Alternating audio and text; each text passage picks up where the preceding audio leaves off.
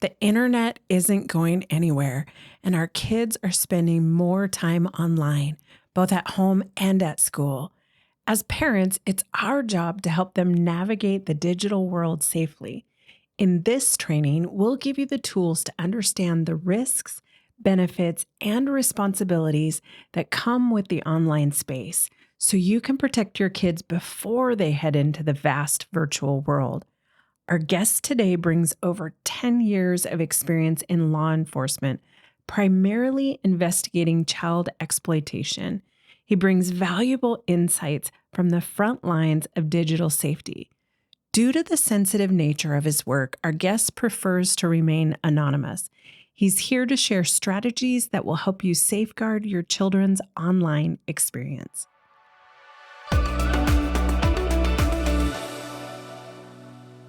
What are the two main points that you try and impress upon all parents and guardians?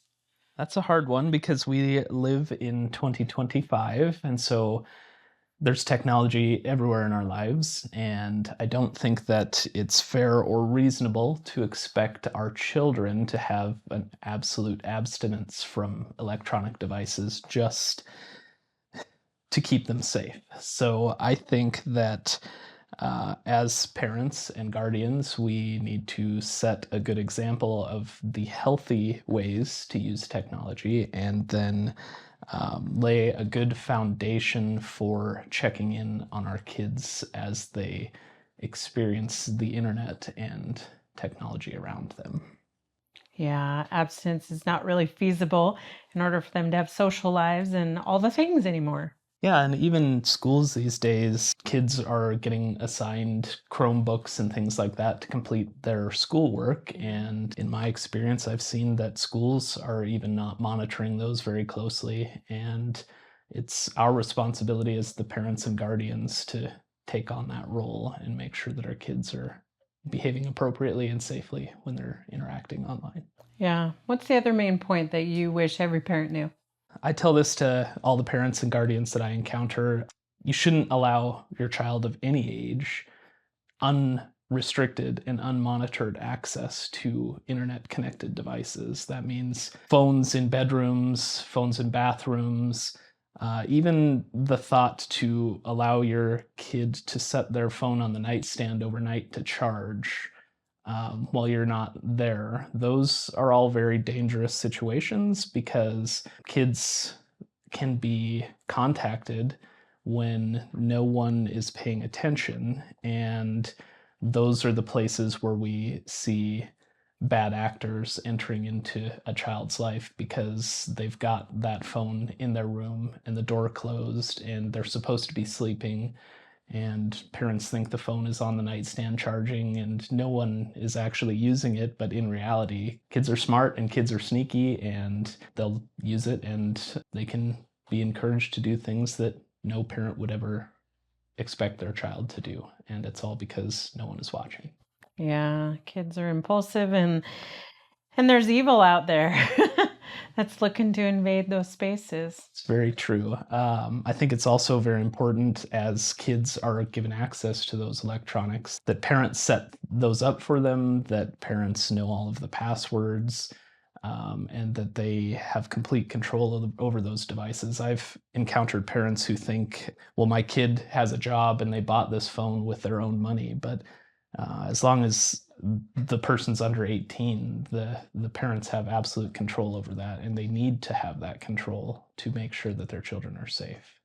Yeah, we know in this space that kids' frontal lobe is not fully developed. That decision making, that cause and effect isn't quite there. Okay, I'm curious, what are the first and most important steps for parents to take to keep their kids safe online? I think that it is very important for parents to start those kind of conversations early. I don't think there's an inappropriate age to start that conversation. Obviously, based on development and understanding, would be the only caveat to that. We're seeing kids with access to internet connected devices as early as 5 or 6 years old. And so it's totally reasonable to have a conversation with your 5-year-old that may be using your iPad to watch Disney that if something on that device scares them, it's okay to come to you and talk to you about it. Or even as kids begin to age, talk to them about, it's much like the old stranger danger. If someone reaches out to you using this device, you need to come talk to me right away. I love that, the idea of stranger danger. We can forget that in this virtual world, but it's still a real thing. And so, as you said before, the idea is parental control, that they're talking, they're communicating, but that they have control and they know what's happening on that device at all times. That's very true. I think, spot checks are totally reasonable. You may give your kid a phone and let them take it to school and interact with their friends, but routinely you should complete a spot check and see who it is they're talking to, see what kind of things they're talking about, check the camera roll, check the internet history, check what kind of apps they're using and what the app usage looks like. And there are parental controls that will do some of that work for you in the background, but technology shouldn't stand in for a parent. Yeah, for sure. What do you see in your professional experience? What are the most common threats our kids are facing online? So it's kind of broken down into two categories in my mind.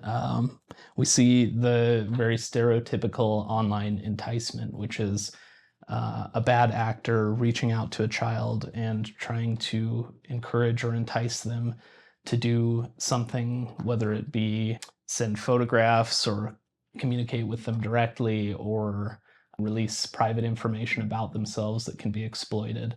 So enticement is one of those things like you know it when you see it. Mhm. And it's happening every day with our kids, and that's something that parents should be watching out for. But what we've been experiencing a lot more frequently is what the law enforcement agencies now are calling sextortion. And there's Mhm. a couple of types of sextortion. There's financially motivated sextortion or sexually motivated sextortion. And so the difference is in a financial situation, the bad actor poses as a person to gain the trust of the child and then encourages or entices the child to send photographs. Most of the time, those are nude photographs or videos.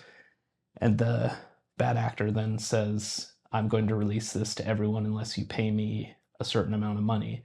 And the problem with those situations is that amount never ends. They start Mhm. low, maybe $50 or $100, and then once they receive that, they continue to push and pressure and say, I need $100 more, I need $100 more. And we've seen kids that have depleted their entire life savings and more to try and pay off those people, but they never stop. They're not, as long as that child continues to engage and send money, they're going to continue to demand more. And usually what they do is gain access to the kid's profile beforehand so that they have all of their friends list, all of their family members, and that's where the threats are. If you don't send this money, I'm going to send these photographs to all the people that you care about. And then the other side of that is the sexually motivated, where it's just a bad actor that's looking for the photographs of the children. And once they get one, they demand more and more and more and threaten to release the photos if they don't receive more. Yeah, and sadly, that's a pretty common thing. I've had it among my friend groups. Had it among friends that I just would have never thought, right? They're good parents, and I see them, they're active parents, and yet it's pretty common, isn't it? Yeah, and it's not a reflection of a person's parenting necessarily. These people are very convincing, and unfortunately, a lot of times when a kid refuses that demand, those photos do get sent out, and so there is a real threat there that, and the pressure that the child feels to do that. So Yeah. it's not a reflection of how well or unwell a person parented, or they should have done more or they should have done less. These are things that, with a spot check or with a device that's not in a closed room, you can usually catch and get Yeah. ahead of it. Yeah, there's a bit of naivety, and we're trying to peel that back, and they're manipulative and they're predators and they're doing what they will do. Okay, so speaking of predators, what kind of tactics are they using to target kids online? One of the most concerning that I've seen is a predator who poses as another child, Mm. because most kids are smart enough that when they receive a friend request from a guy that has the look and he is creepy and he starts saying creepy things, that they're not going to engage with that, because even as an adult we wouldn't want to engage with that. So predators are smart, and they'll pose as a child, Mm. as a peer, maybe not someone that the child knows, but someone that's of similar age, and they'll communicate in a manner that is consistent with the child, and they'll encourage the children to do what they want because they think they're talking to a like-minded peer. So it's that tactic is pretty common, but we also, like we talked about, we just see the sextortion Mhm. with increasing regularity. And a lot of times when we see an adult grooming a child online, it's someone that they know, maybe, or someone that has already built a trusting relationship with the child, and that grooming process is very methodical. Mhm. I'm sure it follows a similar pattern every time. Wow. So, I know you've got kiddos of your own. How did you start, or how would you recommend folks start age appropriate conversation with kiddos about online and how to be safe? Well, it's pretty easy with the work that I do that my kids know that there's bad people on the internet. But Yeah. for the layperson, I think that it's just starting with a good foundation. You have to be upfront with your kids. You have to be honest with them and tell them that not every person that is online is a good person looking to do good things, and any concerns that they have, they should be able to bring to at least one trusted adult in their life, whether that be a mom or a dad or a guardian, grandma or grandpa, a foster parent, or a teacher or counselor at school. They're help kids identify one person in their life that they trust, that they could go to with a concern related to someone online. I love that you name that it doesn't necessarily have to be the parents. It might be a little easier to go to auntie or go to a youth pastor or somebody, because when it's parents, they might be afraid of getting in trouble, right? So Yeah, I love that you name it. It could be somebody else, and that's okay.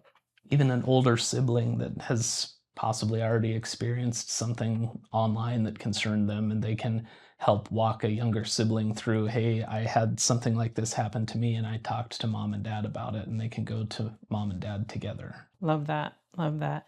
What signs can parents look for that their child might be at risk online? What should they be noticing? Biggest thing is change in behavior. Obviously, we spend the most time around our kids, so we observe what they do and how they behave more than any other person in their life. So you notice things like a change in hygiene, a kid that isn't showering as much, or maybe showering more than regular. Those are things that maybe not one instance of that, but as you start to see collectively, kids change their attire. They're wearing inappropriate clothing for the weather, like a child that's wearing a long sleeve sweatshirt and long pants and it's 90 degrees out. A lot of children faced with this situation, they experience the side effects of mental health issues as well. And you may see kids that begin to cut or things like that. And so they might wear long sleeves and long pants because they're um, doing self harm and they're trying to hide that from mom and dad. So those things are really indicators that a parent should start to notice, especially over time. Yeah, big shift in their mental health. Will they get more secretive with their devices if something's going on, do you think? Yeah, I've experienced that, especially with parents that are doing those spot checks. If a kid is being enticed online and mom or dad comes to do their weekly or however often the spot check happens, and the kid all of a sudden is very protective of that phone and they're hiding it, or it looks like they're deleting information off of it before they hand it over. Those also are very obvious indicators that you probably need to have a more in-depth conversation. Yeah, I've heard it from my friends who have teenagers. There's these new apps where you can hide an app behind it, and just getting a lot more sophisticated in all of that. Well, and you bring up a good point that any app that you allow your kid to have on your phone, you should have a basic understanding of as well, because some of these apps you think may be harmless, but like Snapchat, for instance, has a feature within the app that's called My Eyes Only. And so a kid could have their nude images stored in this My Eyes Only folder. And if a parent doesn't realize that that is a feature of Snapchat, they wouldn't ever think to look there. So Yeah, and often we don't know these things, so we really need to investigate it before we allow them to have any of these apps. Are there other apps that parents should be really cautious of if their kids coming home from school and saying, "Hey, all my friends have this app"? Should parents be cautious about specific ones? Snapchat is definitely one that I recommend parents have a good understanding of, just because by nature it's secretive. The conversations are set to expire within 24 hours. And so a parent that allows Snapchat on a device might want to do a spot check every 24 hours just to see those conversations before they occur. Like I said, it's got the My Eyes Only that's password protected, so kids could be taking photos and deleting them off their camera roll and storing them in that folder on the app. One that may surprise you, that a lot of parents, I see a lot of eyebrows raised when I say Roblox. Wow. Yeah. A lot of parents allow children on Roblox, and I think by nature it was intended to be harmless. It's games and things like that. But in reality, any application that has a communication feature embedded into the application is inherently dangerous, because if kids are on there, offenders are on there. And if kids are communicating on there, offenders are on there communicating, and they're communicating with our kids. And so we need to, again, have an understanding. I believe there's one game on Roblox where it's like you're raising a baby. And I've seen investigations where offenders go on there because that's what they're looking for, is someone to engage in that kind of situation with. Wow. Yeah. Boy, that was a mic drop. If kids are on there, offenders are on there. We really need to just take that in and know that that's inherent. Yes, but also, again, that shouldn't scare people away from giving kids access to these things. I think that you just have to be vigilant about protecting your kids and making sure that you have these conversations and set the appropriate boundaries and check in on them regularly. And there's ways that, yes, the internet is large and scary, but there's ways that you can detract from that and keep your kids safe still. Yeah, diligence as a parent is what I'm hearing over and over. Okay, so we talked a little bit about online gaming and Roblox. Are kids exposed to potential dangers through online gaming? I think the biggest one that comes to mind would be like Xbox. And I'm not going to get into the debates about the content of violence in games, but I think that when you have a chat feature, a voice chat feature, it's very hard to monitor that as a parent, especially when your kid straps on the headset and they're talking to someone and you can only hear one side of the conversation. So it's one of those things that you have to decide just exactly how much you're willing to allow, and then figure out an appropriate way to monitor that. Because again, if kids are using the voice chat, then offenders are using the voice chat as well. Yeah, the idea that unknown people could be chatting with them. If you're only hearing one side, you have no idea Yes. actually what's happening on the other side. I'm curious, because of your professional experience in law enforcement, can you give us just a story that kind of highlights the idea of why we need to be so vigilant online as parents? Yes, I can't share the details, obviously, but Anonymize it for us. Yep. I worked an investigation with a teen. She was given a phone from her guardian, and she signed up for all of the social media accounts that she could find. You name the social media application, she had an account there. and she started posting pictures of herself and the activities that she was doing, including things that would help a person identify where she lived, what school she went to. And ultimately, those posts got the interest of an adult male, and he started talking to her. She was one of those kids that was allowed to have her phone in her room and in her bathroom. So she was constantly talking to this guy, and he had convinced her that he was closer in age to her than he really was. And they had a plan for him to travel and meet her, and they were going to go around the country without her mother's knowledge.